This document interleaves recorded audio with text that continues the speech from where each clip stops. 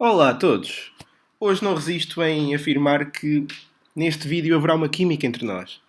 Pois é, nesta videoaula eu irei abordar alguns conceitos introdutórios sobre química. Há quem chame química geral, há quem chame química analítica.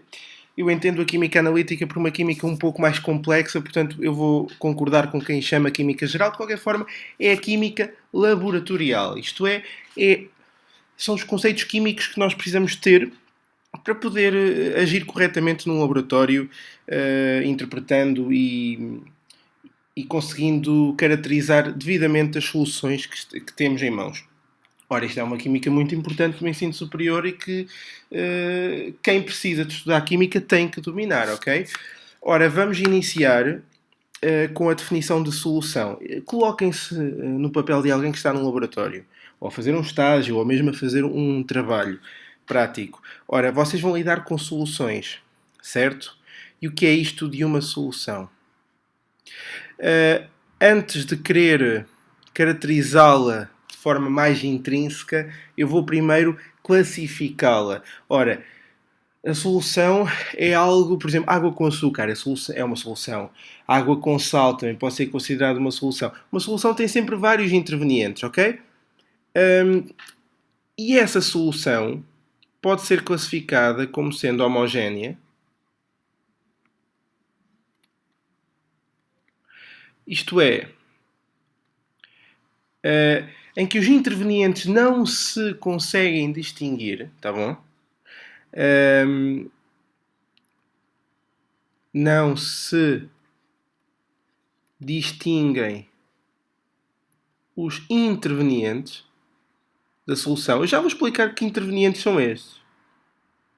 Decidi começar a chamá-los assim, mas depois vamos ter que saber quem é que eles são e aliás vai ser o grosso deste vídeo e vai ser trabalhar com eles, tá bom? Portanto, não se distinguem os intervenientes e atenção, nem a olho nu nem à lupa, tá bom? Portanto, eu vou apenas dizer que não se distinguem. É que depois tenho as heterogéneas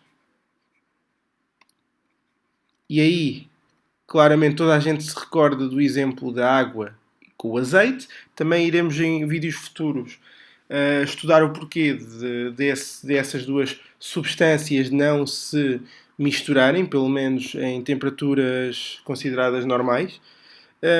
Mas soluções heterogéneas são soluções onde os intervenientes se distinguem a olho nu. Os intervenientes podem e conseguem ser observados separadamente. São distintos, ok?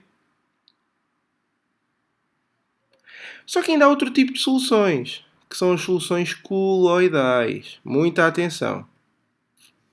E as soluções coloidais são soluções que são classificadas como uma mistura de homogéneas e heterogéneas. Se eu disser que não se distinguem os intervenientes, eu estou a falar bem. Se eu disser que os intervenientes podem ser distintos, eu também estou a falar bem. Então vamos lá especificar isto. Parece-me que estou a contradizer. Não. É assim. A olho nu eles não se distinguem. Mas à lupa distinguem-se, ok? E é o exemplo disto o leite. É um exemplo muito conhecido, tá bom? Portanto, os intervenientes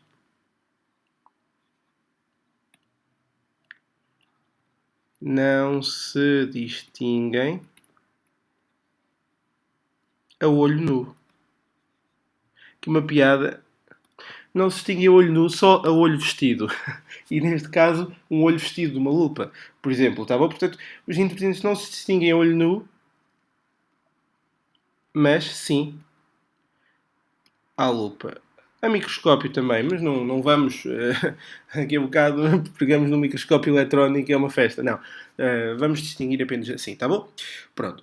Ok, então, mas na verdade, o que é a solução mesmo? É que eu comecei classificando-a e dei exemplos, mas eu não disse o que era a solução. Ora, a solução não é mais do que uma mistura entre um soluto, um ou mais soluto, atenção, um ou mais solutos, e, em regra geral, um solvente. É claro que depois vocês podem pegar em vários solventes, em vários solutos, misturar tudo. Eu aconselho-vos a ter cuidado com isso. Leiam bem os rótulos das substâncias que estão a usar, porque a mistura pode tornar-se explosiva, ok? Mas muito cuidado. Então, em laboratório, todo o cuidado é pouco mesmo. Não queiram imaginar o que é um incêndio em laboratório. Ter fogo e saber que se lhe adicionar água para o apagar, se calhar ainda o vou atiçar mais. Cuidado, um incêndio em laboratório é muito complicado.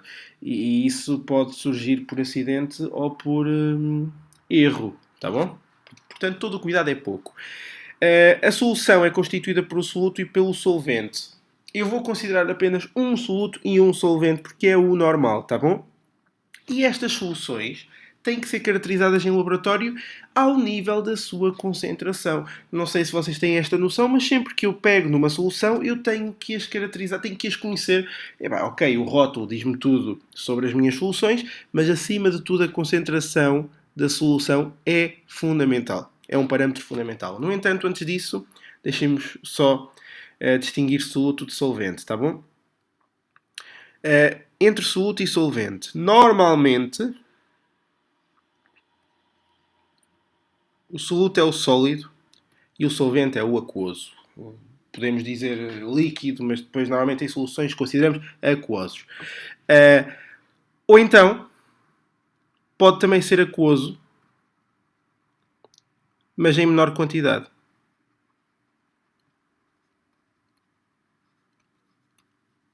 Tá bom? Já o solvente acaba por ser aquoso e em maior quantidade. Esta distinção penso que baste, embora haja casos complexos, mas fixem isto. Se há um sólido e um líquido, o soluto é o sólido, o solvente é o líquido. Se os dois são líquidos, o que estiver em menor quantidade é o soluto, o que estiver em maior quantidade é o solvente. Há exceções, mas em regra geral é assim, até porque o solvente tem por objetivo solubilizar o soluto, daí ter de existir em maior quantidade, ok? Entendam assim. Então, retomando o que eu estava a dizer, o parâmetro mais importante para conhecer uma solução é a concentração da solução. Vou colocar aqui concentrações. Pronto, e o nosso vídeo, a nível de cálculo, vai se cingir nisto. Eu agora vou apresentar-vos um conjunto de fórmulas pelas quais eu conseguirei chegar às concentrações, diversas concentrações, que caracterizam uma mesma solução. Ok? Eu vou aqui colocar as fórmulas e vou dar um pequeno exemplo prático, porque eu depois pondero fazer vídeos sobre aplicação de exercícios sobre cada temática. Aliás, eu vou aqui iniciar um curso de Química, tal à semelhança do que já fiz com as primitivas. Não sei se têm acompanhado as primitivas também, mas eu irei fazer um curso onde precisarei de fazer vários vídeos. Irei começar com as concentrações, mas irei abordar muitos outros campos da química que eu considero química geral, tá bom? Desta química laboratorial, se assim podemos dizer. Portanto, dentro das concentrações, eu vou agora iniciar um conjunto de fórmulas e daí abrir uma nova página. E vou dar um exemplo e digo já o exemplo que vou dar, ok? Ora, eu vou considerar que tenho um frasco com NaCl. Pronto, NaCl é o meu soluto. Aliás, porque ele está em pó. No frasco, tá bom? E vou usar a água. Eu não vou pormenorizar os elementos químicos porque isso antecede uma base forte de química. Esta química é uma química direcionada para ensino superior. Vocês aqui não têm desculpa, têm de conhecer os símbolos químicos. No entanto, procurem vídeos meus anteriores, eu irei resolvê-los, irei publicá-los com toda esta matéria pormenorizada para quem não tem essas bases, tá bom? Agora eu não posso, têm de compreender, não posso colocar essas bases neste vídeo sob pena da ideia principal do vídeo não ser transmitida. E a ideia principal do vídeo é que seja aqui ensinada a maneira de resolver concentrações de soluções, tá? Mas não se preocupem e caso vejam que haja alguma coisa não tão compreensível, comuniquem que eu resolverei o caso, ok? O H2O é a água e será o solvente. Pronto. E então vai ser muito simples. Eu estou em laboratório e vou usar o material adequado. Eu nem queria entrar aqui muito com o nome dos materiais, mas reparem, eu com este frasquinho pego num vidro de relógio e coloco numa balança. Pode ser uma balança digital, não há problema. Taro para que o peso, que não é peso, é massa, atenção. Vou dizer peso muitas vezes quando me quereria referir a massa, peço desculpa por isso. A massa do vidro de relógio que seja desprezada e depois, com a colher, vou colocando do frasco para esse vidro de relógio já na balança, quantidade até chegar a uma determinada massa que eu pretenda. E eu vou considerar que a minha massa de NaCl, que é a massa do soluto, sejam 5 gramas. Tá bom? É isto que eu quero. De qualquer das formas, eu depois tenho que ter o meu material adequado para poder considerar uma solução. E, por exemplo, eu agora tenho das duas uma. Ou vos considero um balão de Erlenmeyer ou um recipiente do género com determinada quantidade máxima. E então digo, olha, meto lá os 5 gramas de soluto e prefaço o resto com água. E aí seria o mais prático no laboratório, mas eu aqui vou dar um volume só para a água, tá bom? Para vos ser mais fácil. Mas em laboratório o que seria de acontecer era, ok, já lá estão os 5 gramas de soluto, agora prefaz o resto com água e obtens a solução. Portanto, mas eu vou considerar um volume de água de 200 mililitros. Estou a usar as unidades mais usuais, mais normais. É óbvio que eu não vou medir em quilogramas. Quando só quer 5 gramas, teria 0,005 gramas. Quilogramas, desculpa. Portanto, não fazia sentido. Já em litros aqui eu também não vou falar de 0,2 litros. Não, prefiro falar de 200 mililitros. Estou a adequar as unidades ao caso concreto. Já vamos ver que algumas concentrações requerem unidades específicas, independentemente do caso concreto. Por isso é que também há concentrações mais adequadas para um tipo de solução e há concentrações mais adequadas para outros. Quando a concentração numa unidade é muito pequenina, se calhar devemos mudar a fórmula para melhor a caracterizar. Até para não haver dúvidas em laboratório, tá bom? Portanto, vamos começar. Estes são os dados introdutórios para o exemplo que eu aqui vou fazer. Deixem-me só dar-vos uma nota inicial antes de começar. Eu sei que estou a demorar a começar, mas 1 mililitro é igual a 1 centímetro cúbico. Sempre que virem centímetros cúbicos é o mesmo que ter mililitros e eu trabalho melhor com mililitros, sou sincero. 1 litro é o mesmo que 1 decímetro cúbico. Tá bom? Esta era a nota que eu precisava de ter. Eu espero que não haja dificuldades nas conversões. De 1 mililitro para 1 litro mexem-se 3 casas, tal como de 1 centímetro cúbico para 1 decímetro cúbico. Vocês pensam, não, centímetro para decímetro não é só uma casa? Pois, mas como está ao cubo, 1 vezes 3 dá 3. Portanto, mexem-se 3 casas, tá? Ok. E já agora, 1 mililitro. Eu avanço 3 casas de modo a tornar o número mais pequeno. 0,00. Convém pôr, já agora. 1 mililitro são 0,001 litro. Vejam que andei 3 casas. E 1 litro são 1000. Era bom que fossem 1000 litros, não é? Deixa-me apagar para ficar aqui mais perceptível. 1000 mililitros. Tá bom? Dá para entender? Pronto. Então vamos aqui retomar. E posso colocar a primeira fórmula que tenciono dar de concentração aqui. Primeira, que é a chamada concentração mássica. A concentração mássica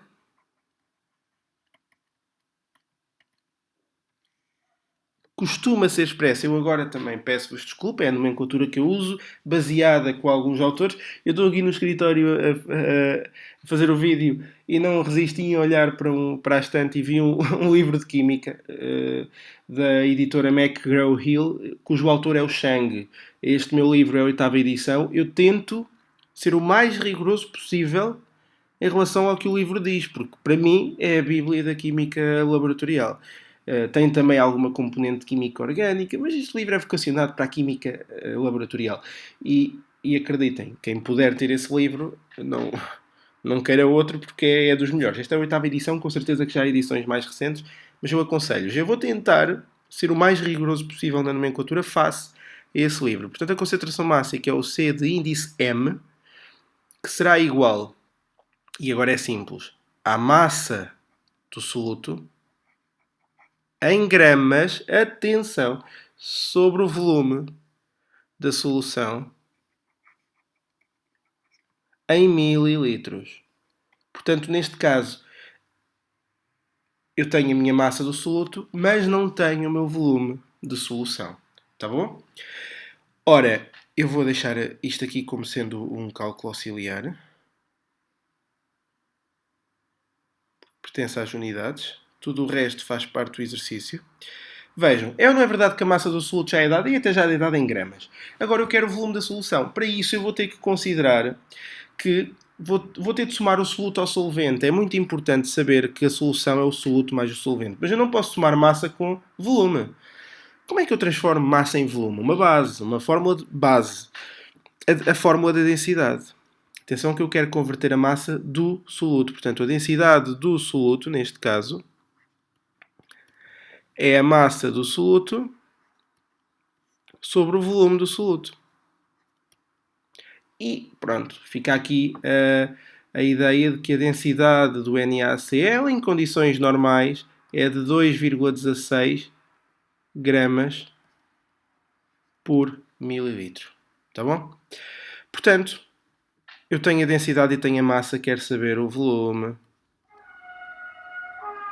Deixa-me passar aqui para baixo, por favor. Não se percam no raciocínio. Ora, isto é uma questão de matemática. O volume do soluto estava a dividir, passa a multiplicar, e a densidade que estava em numerador passa a dividir. Será a massa do soluto a dividir pela densidade. Isto é tudo o soluto, quase que nem precisava. Ora, a massa é 5 e a densidade é 2,16. Reparem nas unidades. Grama a dividir por grama por mililitro, o resultado vai ter que dar mililitro, tá bom? Eu não tenho estas contas preparadas, peço desculpa por isso, mas serei rápido também a fazer aqui com o auxílio da calculadora. 5 a dividir por 2,16 dá-me 2,31. Eu vou arredondar aqui a duas casas, tá bom? Não, a 3. Vou arredondar a 3. Portanto, 2,315. Os arredondamentos são simples. Sempre que o número a seguir, apenas o número a seguir àquilo que eu quero manter, for 5 ou superior, eu adiciono uma unidade ao número que quero manter. Se o número imediatamente à direita daquele que eu quero manter for 4 ou menos, mantenho o número que me é dado, tá bom? Aqui era 2,3148. Ora, o 8 faz com que o 4 passe a 5. Atenção com a questão dos arredondamentos também. Pronto. E tem este volume do soluto. Logo, é ou não é de perspectivar que o volume da solução passará a ser estes 2,315 mais o volume do solvente, que era 200. Ou seja, 202,315 mililitros. E este é o volume da solução. Portanto, eu venho cá acima e substituo. A massa do soluto eu já sei que são 5 gramas. O volume já sei agora que são 202,315. E como resultado final, quanto é que eu terei? 5 a dividir por 202,315, que dá 0,0247, ou seja, 0,025 gramas por mililitro. E esta é a minha concentração mássica neste meu exercício, ok? Está percebido como chegar à concentração mássica? Está aqui a fórmula. A fórmula é apenas esta. Sabendo que a massa tem que vir em gramas e sabendo que o volume tem que vir em mililitros. E é só aplicar o exercício, tá bom? Vocês podem também apresentar o valor em gramas por litro, podem também apresentar o valor em quilogramas por litro, mas a unidade usual é o grama por mililitro. Não tem que ser obrigatoriamente, mas fica bem, se não vos disserem nada, apresentarem o valor assim, ok? Ora, a primeira concentração está à vista e reparem que abordámos a fórmula da densidade, que era uma base, tá bom? Bases anteriores. Vamos então agora avançar para a segunda. E a segunda é referente, que quase podia pôr 2.1, 2.2 e 2.3. São as percentagens. Concentração em percentagem. Então agora eu quero a percentagem em massa, que se representa assim, percentagem MM. Ora, isto não é mais do que a massa do soluto a dividir pela massa da solução vezes 100. Portanto, acaba por ser uma percentagem em termos mássicos. Ora, a massa do soluto eu sei que são 5 gramas de trás, eu não sei a massa da solução. Sei porque a massa da solução, reparem, tem que ser a soma da massa do soluto pela massa do solvente. E quem me dão é o volume do solvente, que são 200 mililitros. Bom, mas o solvente é água e a densidade da água em condições normais é 1 grama por mililitro. Arredondado, mas é 1 grama por mililitro. Portanto, se 1 grama é 1 mililitro, 200 mililitros são 200 gramas. Mas vamos aplicar a fórmula. A densidade será a massa a dividir pelo volume. Eu quero aqui saber a massa. Portanto, a massa será a densidade vezes o volume. Mas como a densidade é 1 e o volume é 200, o resultado manter-se-á 200. Porquê gramas? Porque a densidade vem em gramas por mililitro, que multiplica pelo volume que vem em mililitro. Vejam o que acontece às unidades. Simplificam, sobra o grama. Certo? Então, parecendo que não, eu até tenho os dados todos, porque vejam, a partir daqui, sendo isto cálculo auxiliar, eu vou manter-me fiel ao meu valor. A massa do soluto são 5 gramas, sobre a massa da solução, os 5 gramas do soluto e os 200 gramas do solvente, vezes 100. 5 sobre 205 vezes 100 dá 2,439. 2,439% em massa. Tá bom? Eu escrevo porcento em massa, podia escrever porcento, abrir parênteses, massa, M barra M, fechar parênteses. Tá bom? Só isto. A terceira é a percentagem volume, ou melhor, eu ia já para o volume, mas não. Para a massa-volume primeiro, vamos progressivamente. Também é muito usual esta. Que, como a nomenclatura indica, será a massa do soluto a dividir pelo volume da solução vezes 100. Bom, e esta então, pelos cálculos que já fizemos anteriormente, acaba por ser direta, porque vejam, nós agora vamos aproveitando cálculos que vamos fazendo anteriormente. O volume da solução não é dado de início, mas eu já precisei dele há pouco, se repararem. E então, é uma questão de vermos. O volume da solução deu 202,315. Portanto,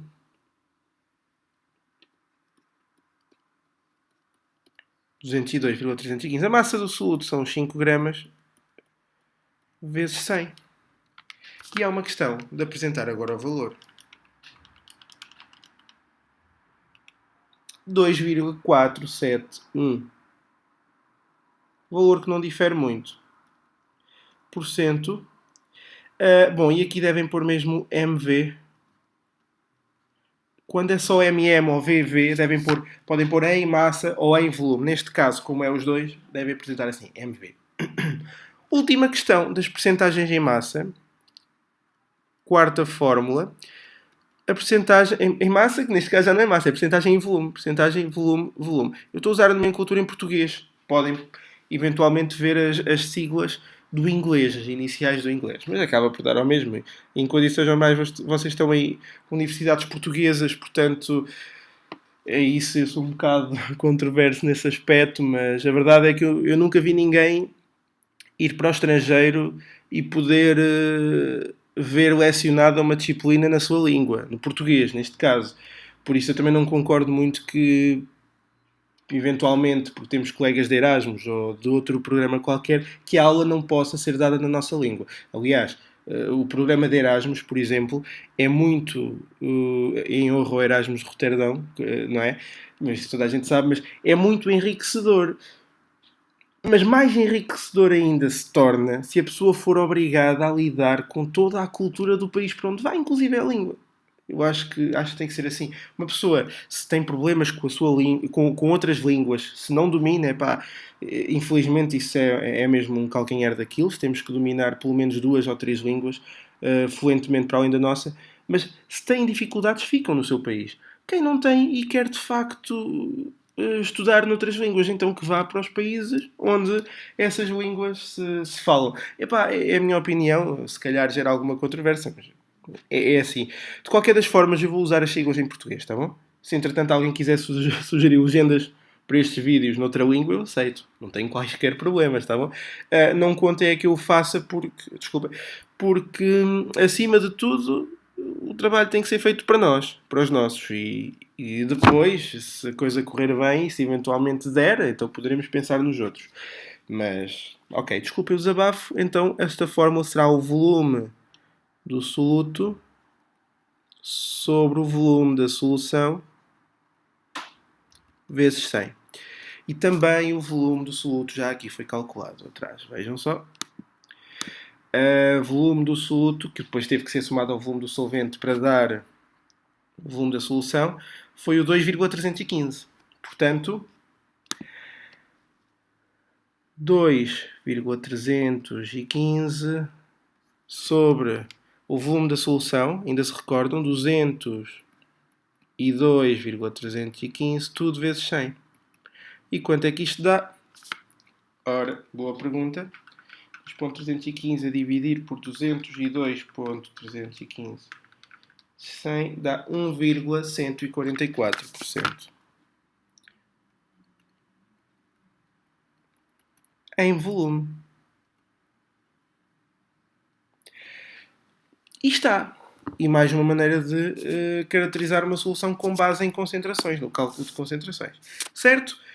Pronto, eu penso que esta matéria não está a ser difícil. Falta só falar de mais duas, que eu vou considerar quintas e sextas, se bem que não são muito pertinentes, e depois falarei de ainda outras duas, que essas sim estão mais importantes. Mas estas não posso deixar de falar, que são as partes por milhão. E a parte por milhão existe a mássica e depois existe a volúmica. Tá bom? Quanto à parte por milhão mássica, tão simples quanto isto. Usa-se a massa do soluto a dividir pela massa da solução vezes 1 milhão. Que aqui vou colocar 10 à sexta. Já agora faço também a analogia para a última. Partes por milhão volúmicas. E é o mesmo, mas em volume. O volume do soluto a dividir pelo volume da solução vezes 10 à sexta, para tornar parte por milhão.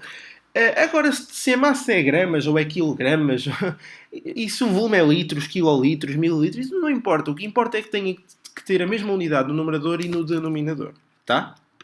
Portanto, a massa do soluto nós já sabíamos que era 5 e a da solução 205. Estou a usar valores anteriores, vezes 10 à sexta. Já aqui, o volume do soluto, vimos que era o 2,315 sobre e o volume da solução 202,315 vezes 10 à sexta. Há professores que explicam de outra forma. Há professores que relacionam partes por milhão em percentagens de massa, por exemplo, ou de volume. Vejam que a partes por milhão volúmica não é mais do que uma percentagem de volume, só que em vez de ser vezes 100, é vezes 10 à sexta. É vezes 1 milhão. E então há pessoas que dizem que a partes por milhão volúmica é a percentagem em volume vezes 10.000. Porque é o que falta para o 100 tornar 1 milhão. Eu acho confuso. Eu acho que também, ok, é preciso decorar estas fórmulas, sim senhora. Mas são simples, entendem-se. Portanto, não vamos aqui confundir relacionando umas fórmulas com outras. Depois vocês começam, eu não percebo uma, também já não vou perceber a outra. Não tem que ser assim, está bem? Não tem que ser assim. E eu acho que se entende, assim entende-se bem. Portanto, eu estou agora a fazer a conta. Isto deu-me... Eu vou apresentar o resultado normal. ou em notação científica? Não sei o que é que preferem. A verdade, isto deu-me 2, 4, 390,2, que é 2,44 vezes 10 elevado a 4. Tá bom? Arredondo sempre a duas casas quando passo para a notação científica. As unidades são ppm. E aqui tanto faz ser mássica como volúmica, metem ppm. A distinção está feita na fórmula. Neste exercício de baixo, 2.315 a dividir por 202.315 vezes 1 milhão dá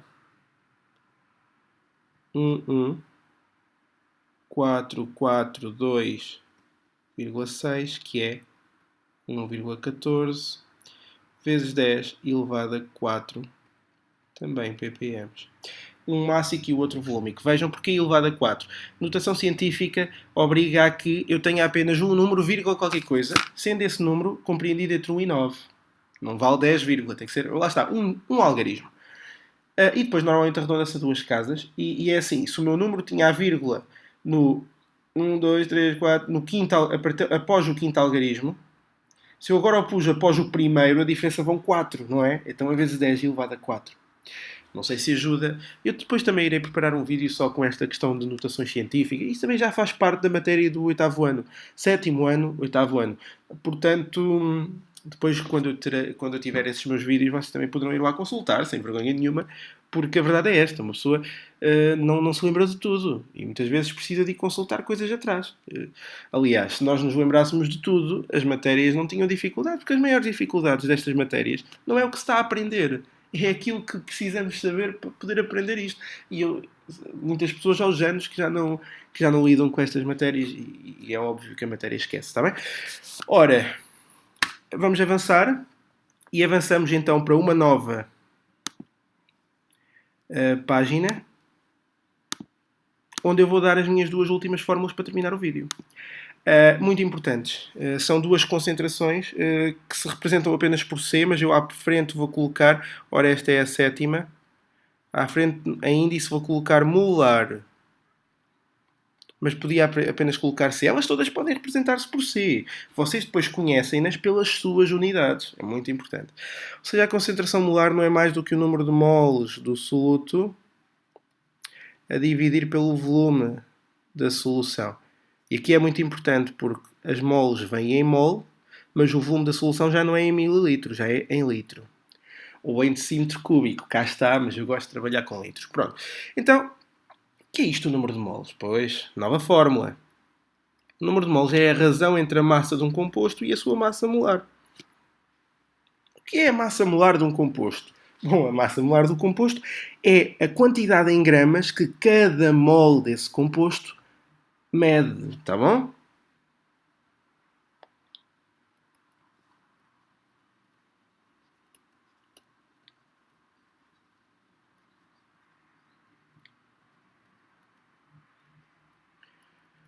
Quantidade de gramas que mede cada mol de um composto. Ok, eu estou a trabalhar com NaCl. Isto são valores, são tabelados, ou seja, a massa molar, ou é dado no exercício, ou vocês podem consultar na tabela periódica. Por favor, não queiram saber de cor. Como eu estou a trabalhar com NaCl, a massa molar para o NaCl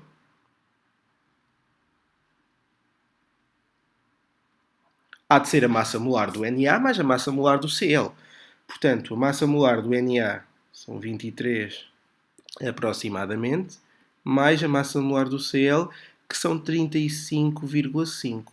E o resultado desta soma dá 58,5 gramas por cada mol. Aliás, a definição de massa molar, tá bom?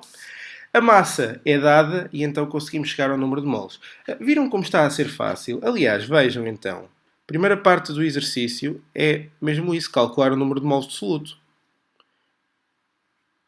Então, mas o número de moles do soluto não é a sua massa a dividir pela sua massa molar? Pois é. Então, será 5 a dividir por 58,5. E como aqui tenho gramas e aqui tenho gramas por mol, é de esperar que o resultado venha em moles. Tá? Ora, 5 a dividir por 58,5 dá-me 0,085 moles. O volume da solução, como eu já o sei, era o segundo passo, era calcular, então a minha concentração molar será o número de moles do soluto, 0,085, sobre o volume da solução, 202,315. Só que este 202,315 está em mililitros. Portanto, eu vou ter obrigatoriamente que multiplicar por 10 a menos 3 para que este meu valor, este meu vezes 10 a menos 3, converte mililitro a litro. E lembrem-se, as unidades têm que vir em litros, está bom?